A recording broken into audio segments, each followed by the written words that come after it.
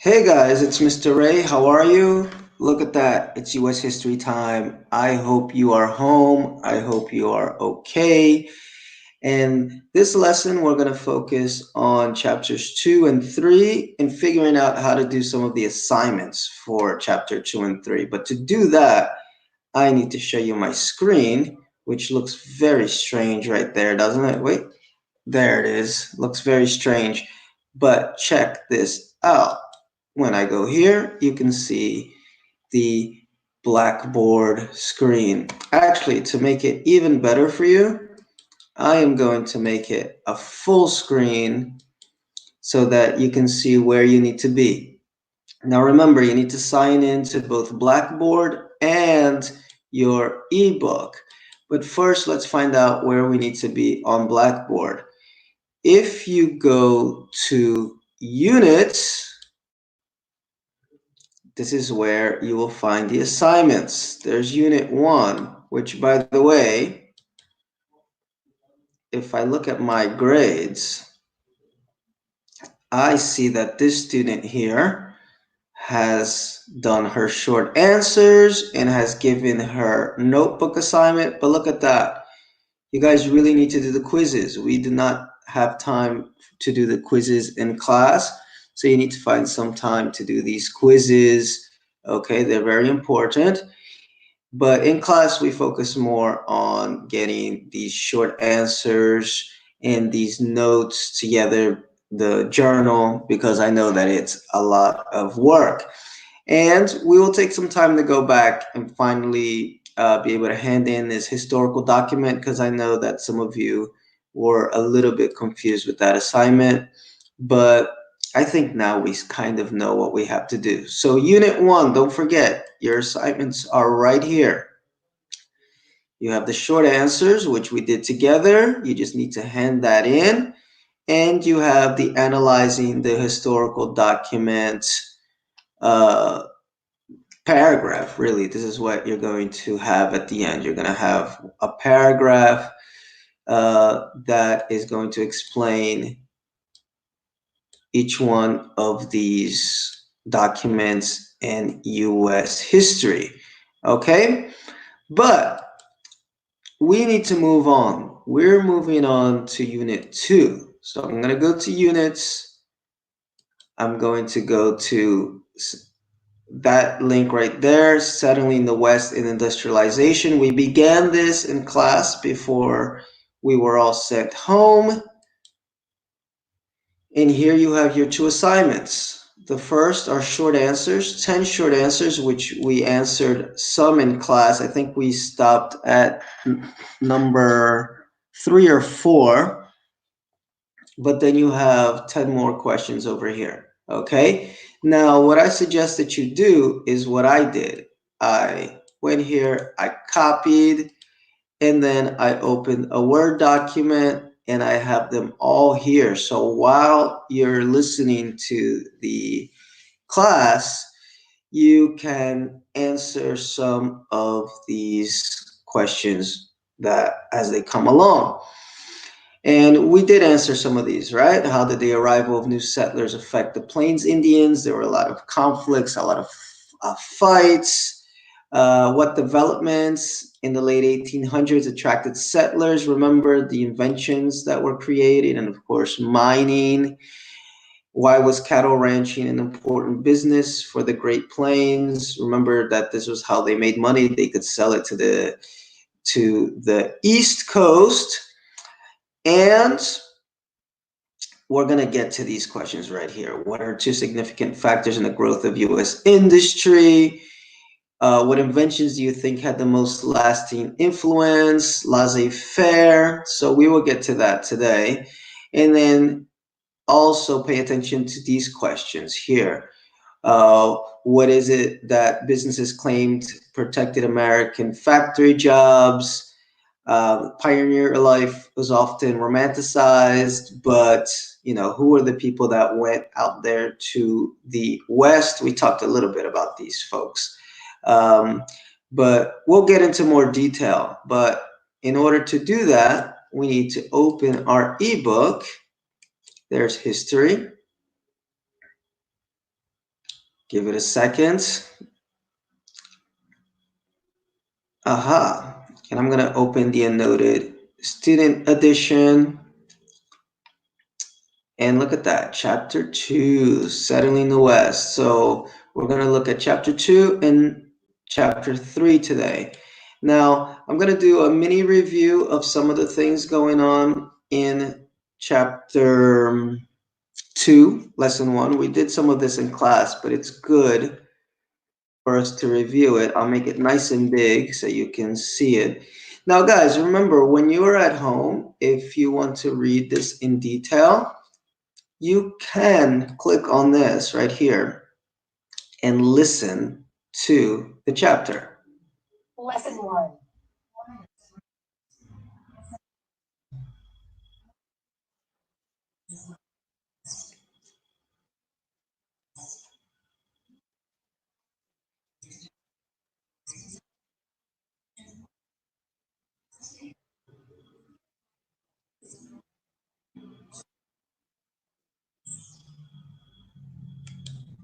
So that answered the first question right there. So it's always a good idea, guys. Look at the question and then see if you can find the answer in the text. This makes it a little bit easier to be able to study.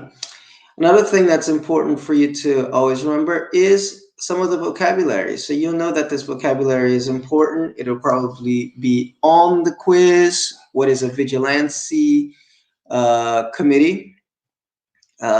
Remember that when they went out to the West, it was like the wild, wild West. I don't know if you have seen movies like this with your parents, but it's the wild, wild West out there. So we need these groups of people to protect other people. Hydraulic mining, we looked at that, right? With these bigger machines that were able to go down into the ground.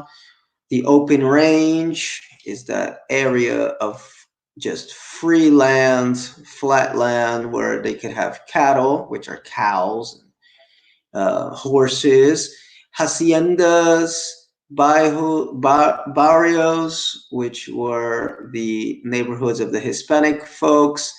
And remember your reading strategies. We'll get into that in the next video so I can help you fill out your journals.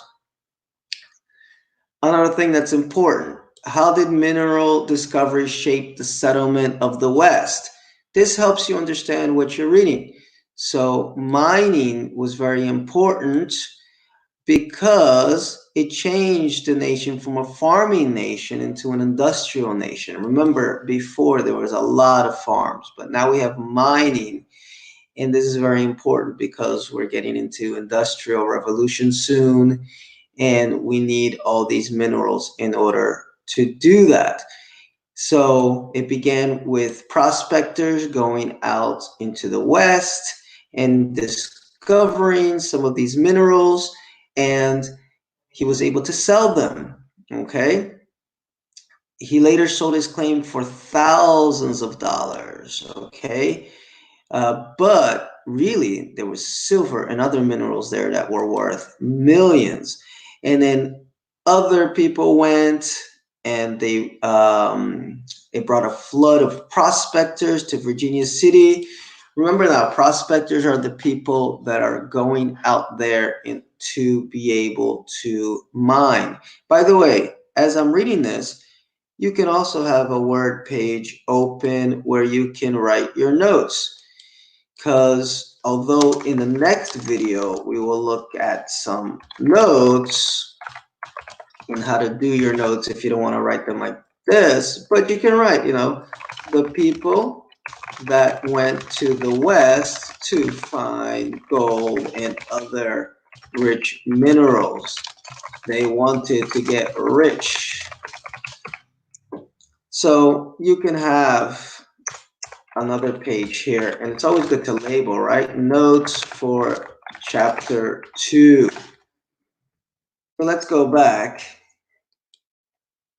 And there we go. We have a vigilante committee. What are they? Self-appointed volunteers who would track down and punish wrongdoers. By the way, remember what I told you. Let's look at the questions to find out if we can get some answers for them. So here is the next question we're going to look at, and I think that's going to be a little bit later in the chapter. This is more of a review of some of the stuff that we did in class. And let's look at some more vocabulary. So what is an extract? Okay, it's when we have the gold and silver that's in the ground and it's difficult to get out. Extract is the verb that I use to get these minerals out. But because all these people were moving to the west, what does that mean? It means that now these states have enough, these areas have enough people there to create states. Remember, manifest destiny, the idea that we want to, it's God's will that all of America becomes colonized. So, hey, we're finding things there that are going to make us rich, that is going to give us jobs. So let's keep moving to the west. And look at that. News of these strikes. A strike is when you hit gold, okay? You find this stuff that's going to make you money. And it took 1,000 newcomers a week, right? So 1,000 new people per week were all going there to try to make money, try to get jobs. And the more people arrive in an area, the more that they can write to the government and say, hey, we want to become a state, okay? So we have this happening in Colorado. We have this happening in the Dakota Territory, in the Montana Territory. So there we go. Congress admitted 3 new states, North Dakota, South Dakota, and Montana.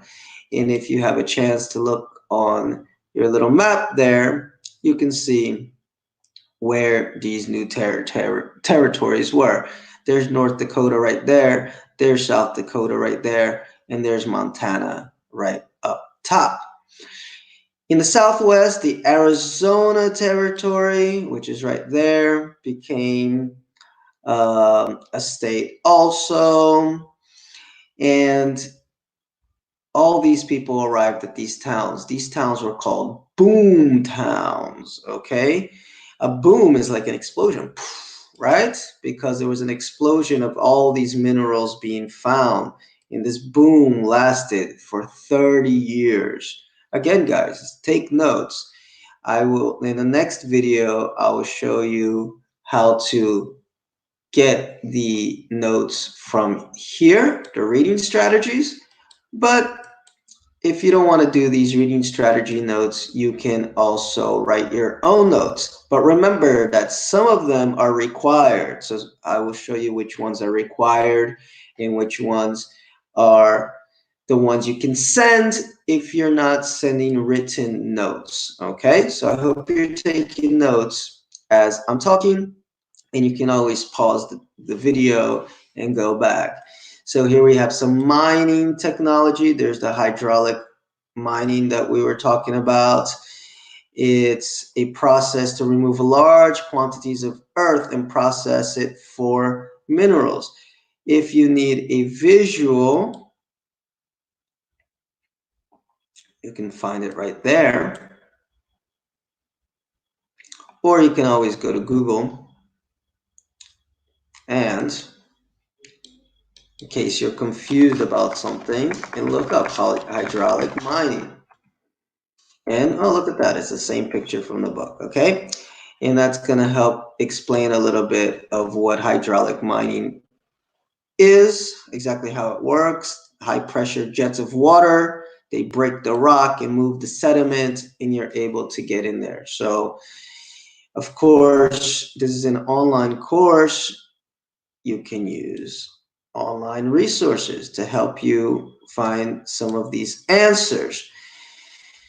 But of course, all this mining really changed the land. So now we had rivers and floods and a lot of things that happened because of that. So if you want to look into more information on that, here's these two paragraphs, okay?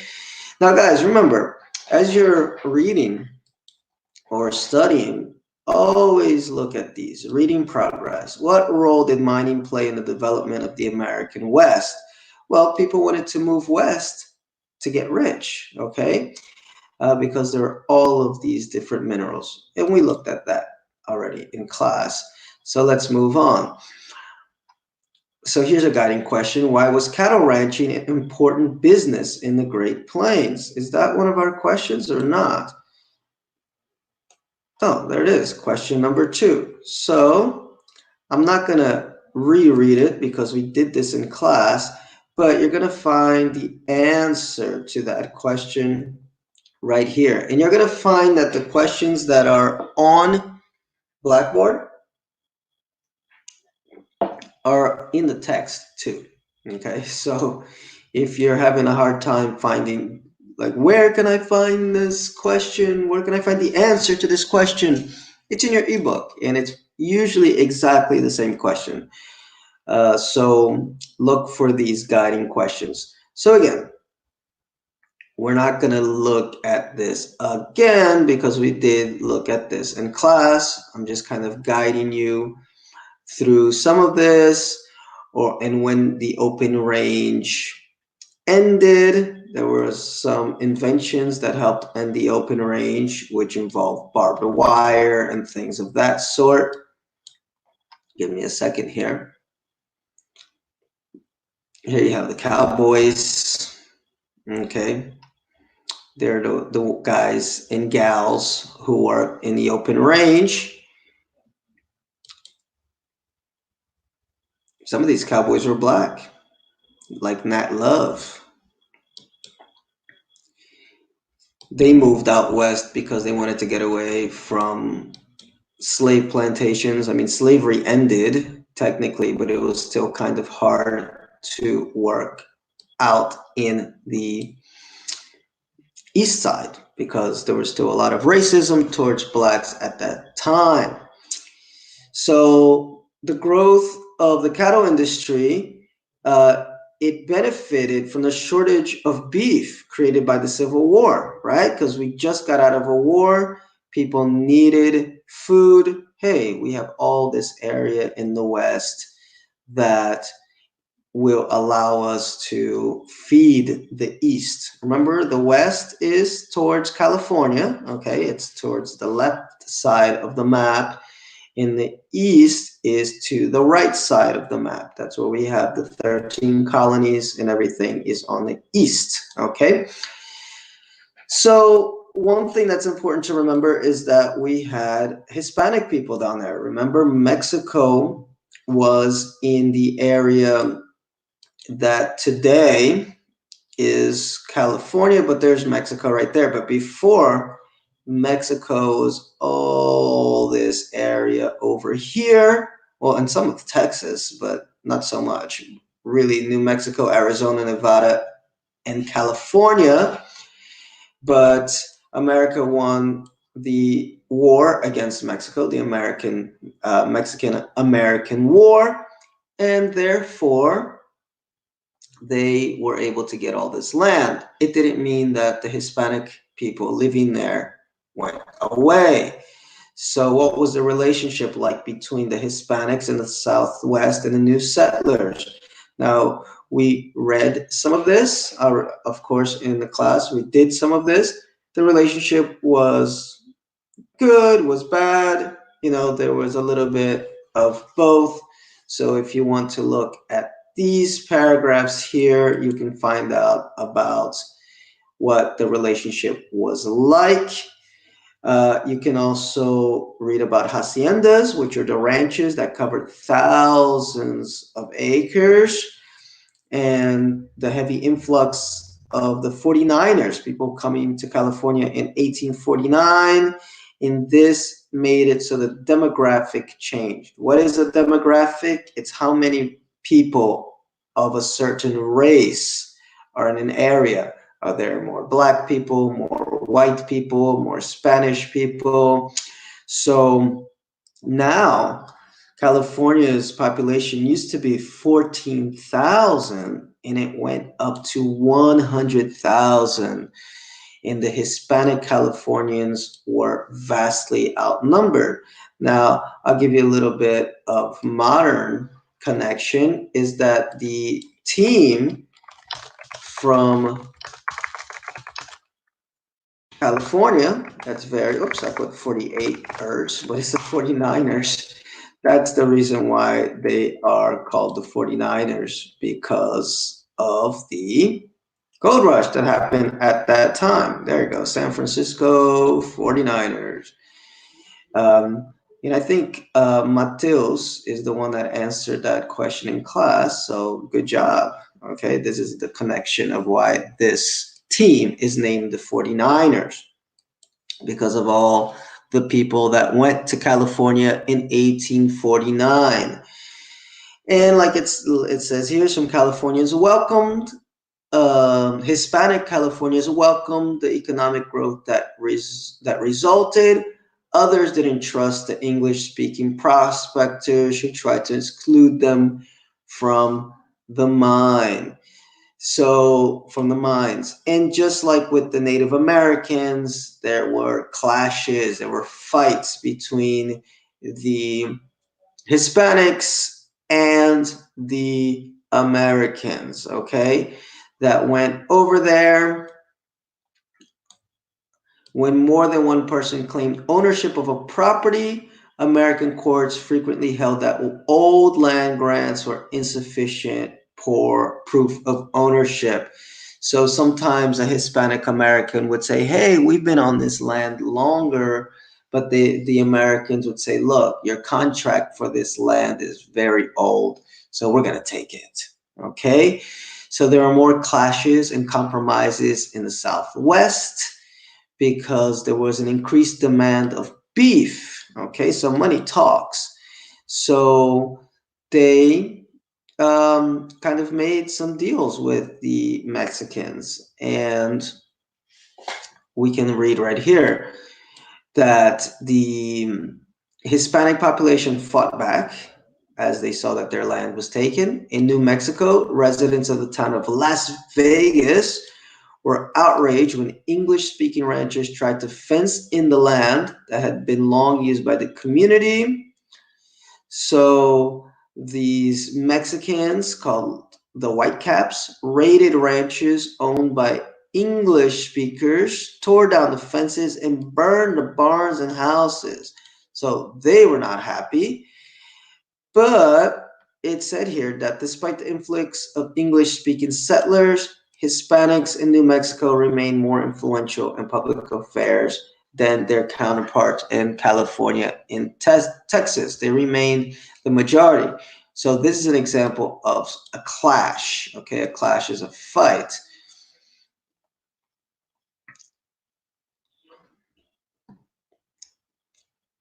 But did I skip a page? No, I didn't. But because there were railroads that were being built and more money going there, Europeans also went.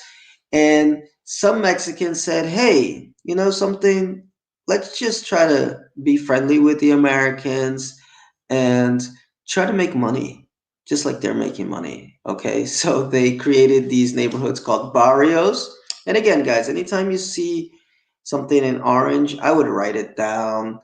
So, you know, you can go back to your Word page, which I'm sure is open, and you can put, you know, barrios, Spanish speaking neighborhoods in the West. Okay. Oh, let's go back here. And how did the vaqueros contribute to the cattle industry in the West? They developed tools and techniques for managing cattle. So the vaqueros were the cowboys. And what were some of the techniques? Lasso, fencing in. They also knew how to herd the cattle, which is very important. Herding the cattle, you know, when you're on your horse and you're able to see, look, a vaquero is a cowboy who was well off financially. They knew how to get the cattle back to the farm and things like that. Okay, and there's a miners and ranchers crossword that you can do there. Let's move on to lesson 2 and see what encouraged settlers to move west to the Great Plains. So, what did get these people to go out to the west? It was very dangerous. There were the crops wouldn't always grow because of grasshoppers and other things. The winter was very hard, but these settlers still wanted to go. So the question is why? There's a video here, which I believe we saw in class, which explains a little bit about settling the West. You can click on it and it'll open. It's a 3-minute video.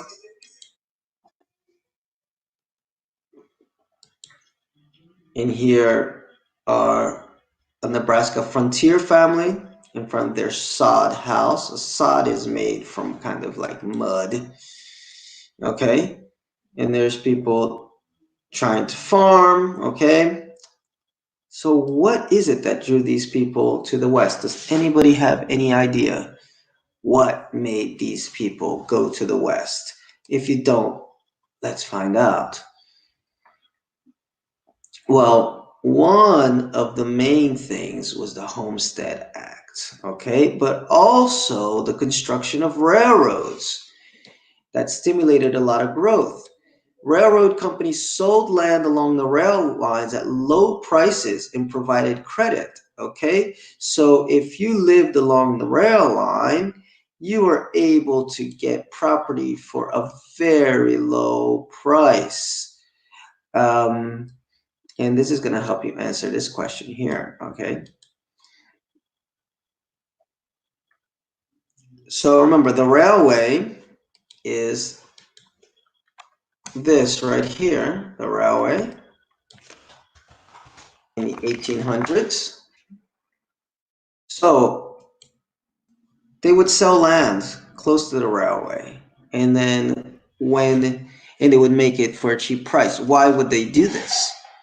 Because then the people farming the land would have easy access to the railway, which would then take the food back to the east. Okay, so it's all commerce. Okay, but then in 1862, and maybe you want to write this down, the government passed the Homestead Act. Okay, for a small registration fee, an individual could file for a homestead.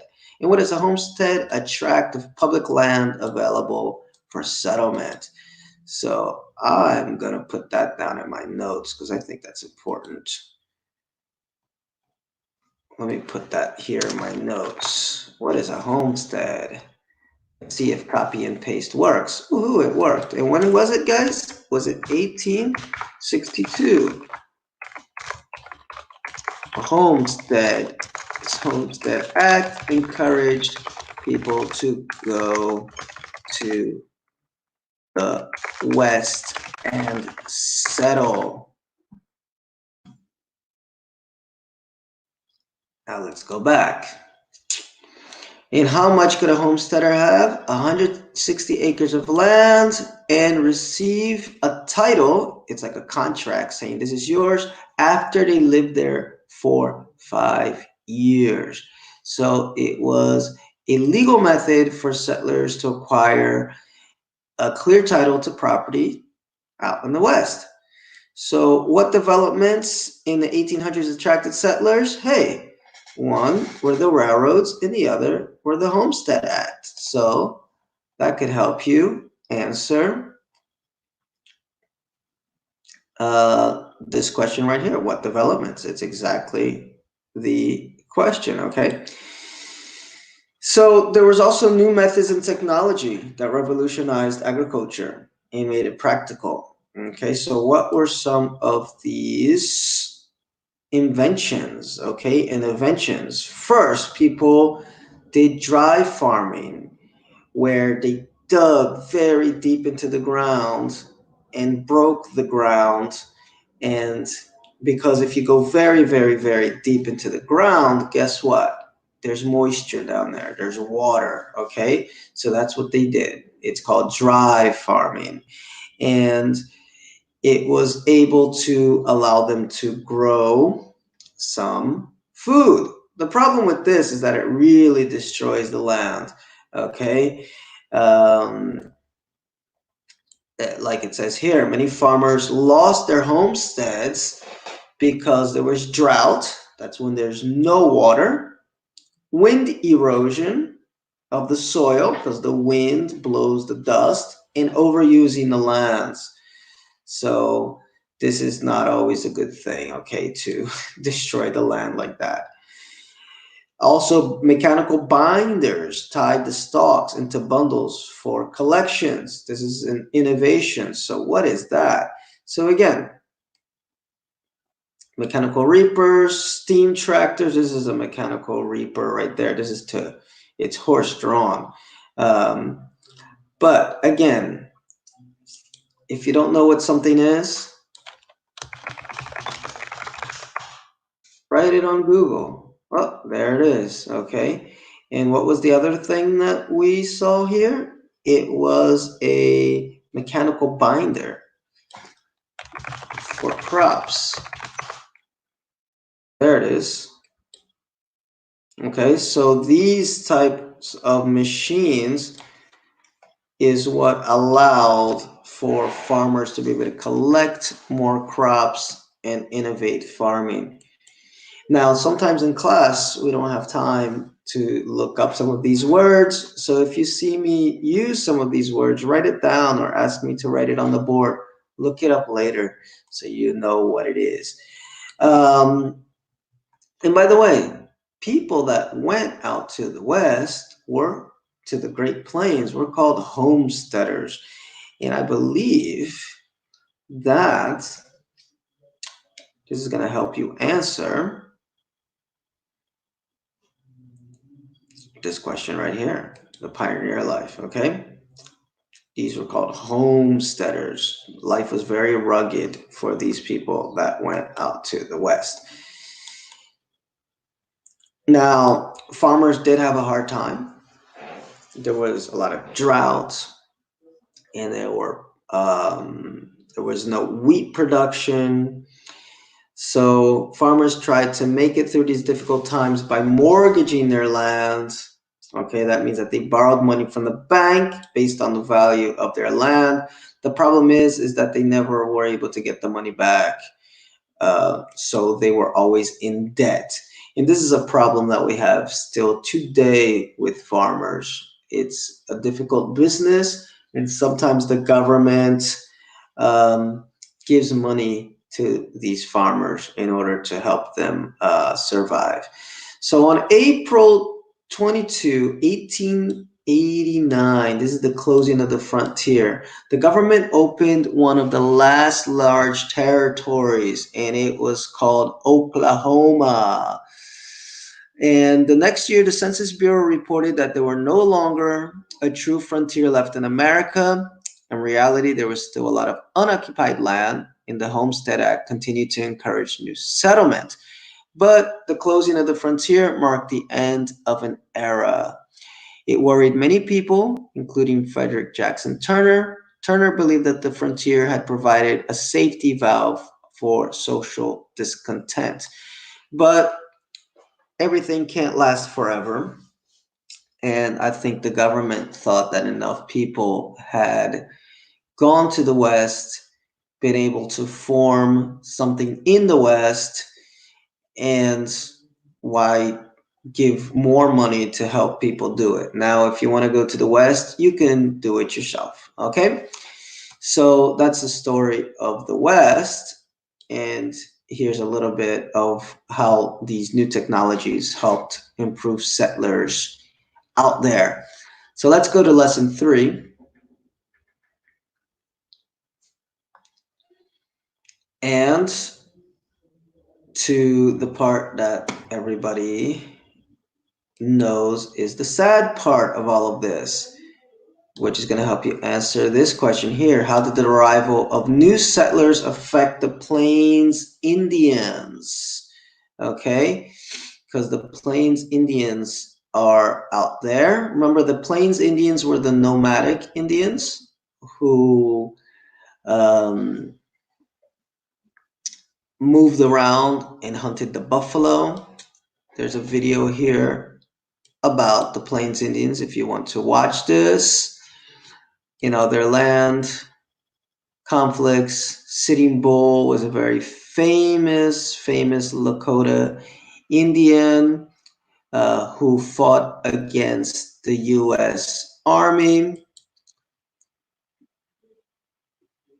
Here's a picture of some of the fights that the Native Americans had.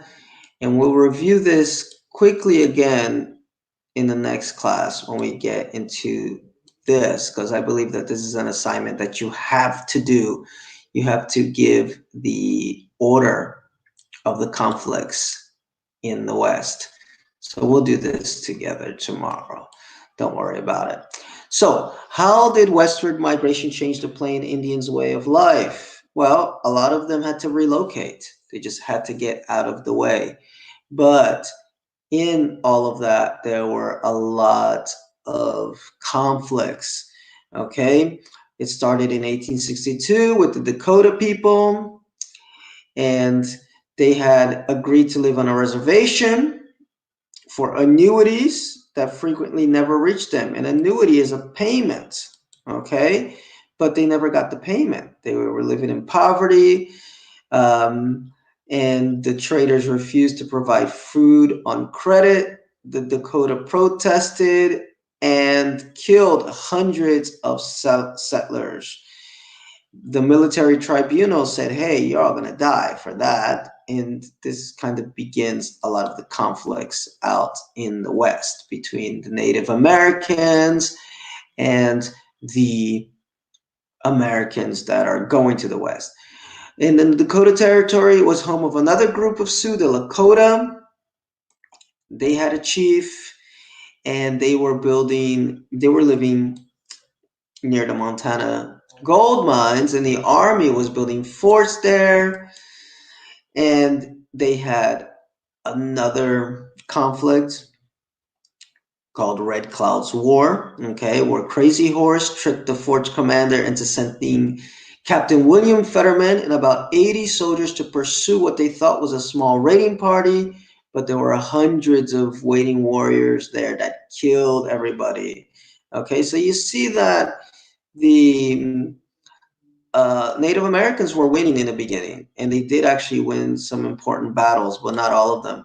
And if you ever want more information, if maybe you didn't catch everything there, you can write Red Cloud's War and put a slide right there, and that'll give you some information on what exactly the Red Cloud's War is, okay? So I'm showing you some tricks to help you study, guys, okay? Because this is the important stuff, the stuff that's in red.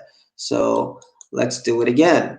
What is the Sand Creek Massacre? Well, I'm going to go back to Google. I'm going to copy and paste. And here we are. At least 163 Cheyenne were killed, many women and children. It was done by Colonel Covington. He left the army before he faced trial. And this gives you even more background. Native Americans killed 200 settlers in Colorado. Governor told them, hey, go to Fort Lyon and surrender or you're going to be killed. Chief Black Kettle brought these Cheyenne there to make peace. Cheyenne made camp at Sand Creek awaiting word, but this General John Chivington decided that, hey, you're going to be attacked. Okay, so they tricked them and they killed. So this is a loss for the Indians. And then we will move on to 3. A doomed plan for peace. As Congress escalated, they thought, hey, let's make a plan. We're going to create these reservations on the plains. And a reservation is like an area where the Native Americans can live. And if I'm not mistaken, this map shows where some of these reservations are. Reservations still exist today, okay? I think here in Brazil you have some areas that are also designated for Indians, and this is like their land. So the US government said, hey, you can have this land for yourself. Federal agents would run the reservations though. So do you think that's fair that the US government is going to run the land that was taken from the Indians and then given back to them?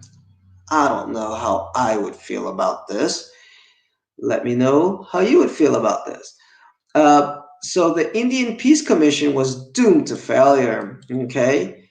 But the problem is they couldn't ensure that the leaders that were there to control this land could actually control this land, in that they wouldn't just trick the Indians or not pay them or treat them bad.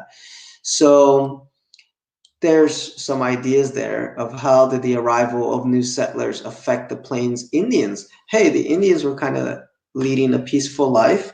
They battled against each other sometimes, but more or less, they had a peaceful life. They had to live on reservations. Many of them lost their lives, and they were treated even worse than citizens. So if you think Black people had a bad time in America, Indians had a really bad time. So here's a question. Were Native Americans justified in leaving the reservations and refusing further relocation by the government? Okay, so here we're in the 1870s. Remember, these reservations are pieces of land that the American government, reservations in the 1800s. There you go. That's a little bit later on. But the reservation system, here's where all the reservations were in the continental United States. There's a picture of a reservation. So these Indians were put there, and the US government controlled these lands. And the Native Americans didn't feel that they were treated correctly in these lands. There wasn't food, there wasn't opportunity, they weren't able to just be themselves. So a lot of them left, okay? And a lot of them didn't accept this plan because they were nomads. They preferred to hunt the buffalo, they preferred to be out in the open plains. But the buffalo were disappearing, okay? So they said, hey, our way of life is disappearing, okay, because the railway would block the buffalo, railroads sometimes killed the buffalo in order to feed the workers. So the Native Americans were not happy. So then I ask you, was it right for them to kill these Americans? And then we have another battle. This is in 1876. Now, when we do that chart up top, we will go back and look at some of these dates. But let's look again. Let's do our little trick. Battle of Little Bighorn, and then I want to slide. And let's see what the Battle of Bighorn was. Oh, there's a big slide right there. The Battle of Little Bighorn was known as Custer's Last Stand. And by the Indians involved as the Battle of Greasy Grass, was an encounter between the combined forces of the Lakota, Northern Cheyenne, and Arapaho people against the 7th Cavalry of the United States. It took place on June 25th and 26th near the Little Bighorn River, and Sitting Bull was the chief there. And basically they tricked the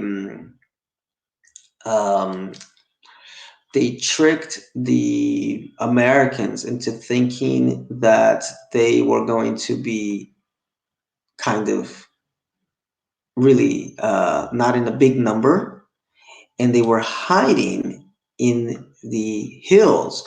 And when General Custer arrived, they massacred his men. Let me see if I can open this video here. I'm not sure. Well, it kind of blocked. Okay, there you go. Skip the ad. Custer's Last Stand. Why is it called Custer's Last Stand? Because it was his last fight. And here is the area. You can take tours of it. So if you want to watch a little video about this, you can. And there's the graves of all the American soldiers who fought there. There's General Custer.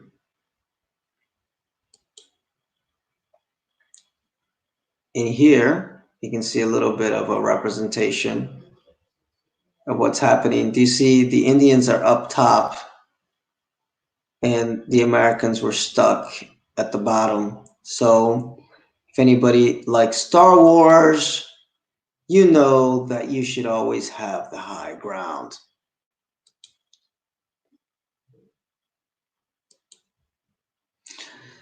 And finally, we have the flight of the Nez Perce. What is that? Let's find out. Oh, sorry, pressed the wrong button.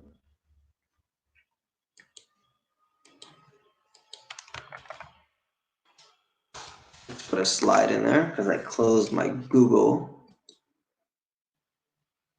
by mistake. Escape route made by the Nez Perce. So what is it? I'm going to click on this one because I see words.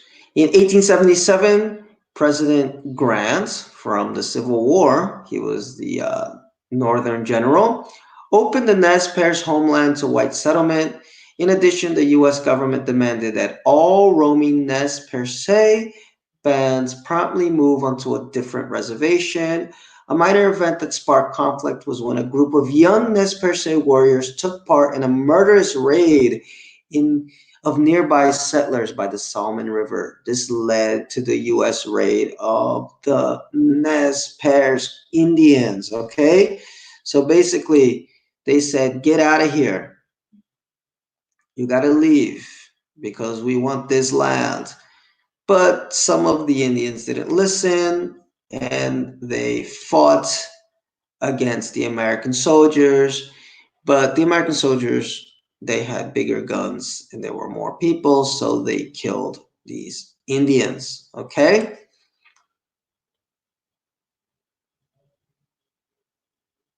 And then we have the tragedy of Wounded Knee. This is a very sad one right here, where a lot of Native Americans were killed.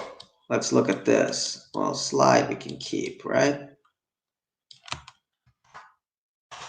Tragedy at Wounded Knee. What happened? The Wounded Knee Massacre. So the U.S. Cavalry, 500 cavalry troops under the commandment of Colonel James W. Forsyth entered the Sioux tribe led by Bigfoot. The U.S. tells them to set up a camp at Wounded Knee Creek. Bigfoot's tribe are told to give up their weapons. The guns were confiscated, but a stray bullet was fired. Alarm sent Hotchkiss guns firing at the Indians. The Indians gathered their guns from the pile and began to fight. The fighting Indians killed 29 and wounded 39 more, but all the Indians were massacred. And it was the last armed conflict in the Indian Wars, and more than 300 Lakota men and women were killed. It's a real massacre. Here you have a grim view of the death toll. Here are the people putting all the Indians into graves. Okay? So, not a happy time, but this really showed that, hey, it's over. You know, the Indians couldn't really fight against the Americans. So what we get next is Americanization in the Dawes Act. So Americans believed that the solution was to Americanize these people, was to assimilate into American society, learn English, adopt American culture and values, and then eventually become American citizens. So they created the Bureau of Indian Affairs, and they wanted to create Indian boarding schools separate from reservations. And they started to teach them to speak English, to choose an English name, dress in American style clothes, cut their hair to match American styles, go to church. Okay? And these schools became controversial because, hey, these Indians were there first, right? Why do they now have to follow the American way after the Americans killed a whole lot of them? And the second strategy was to encourage Native Americans to abandon the reservation and become independent landowners. So they passed the Dawes Act. Now, if I were you, I would definitely copy and paste this if you haven't been copying and pasting and writing other notes, because the Dawes Act, I know from teaching US history, is usually on tests. And what is the Dawes Act? It said, hey, we'll give you some land, okay, 160 acres, and if you work this land and kind of try to be as American as possible, we'll give you citizenship and we'll try to treat you a little bit nicer. Now, the question to you is, how do you think the Indians felt about this? Okay. Some of them succeeded as farmers and ranchers, but others hated it. Okay. And few stayed long enough to qualify for citizenship. That's 25 years. Okay. And the assimilation policy was a failure. Native Americans, they saw that the plains was doomed. There was no more buffalo. And the Indians just said, hey, we just don't want to be part of your country. We don't want to be part of your culture. And eventually they fought and they fought and they fought. Now, when I say fight, I mean legally fight. And finally, in 1924, Congress passed the Citizenship Act, and it gave all these Native Americans citizenship, okay?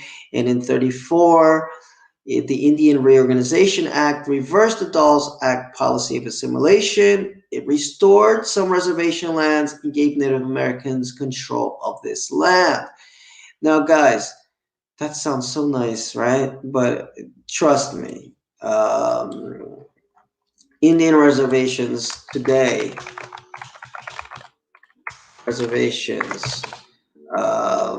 current, okay, today, we still have a lot of them, okay?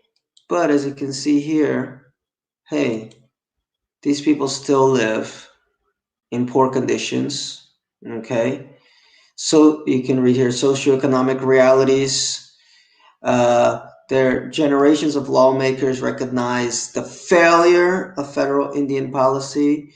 They have the highest level of poverty in other social indicators compared to all American populations, substance abuse, mortality rates, education, and others. Also, the outcomes of disastrous federal policies is the fact that most Native Americans no longer live in reservations. So they can't even live in these reservations. They have to go out and live in poor neighborhoods. It's they've also, the U.S. failed to miserably in managing their responsibilities. They lost a lot of land.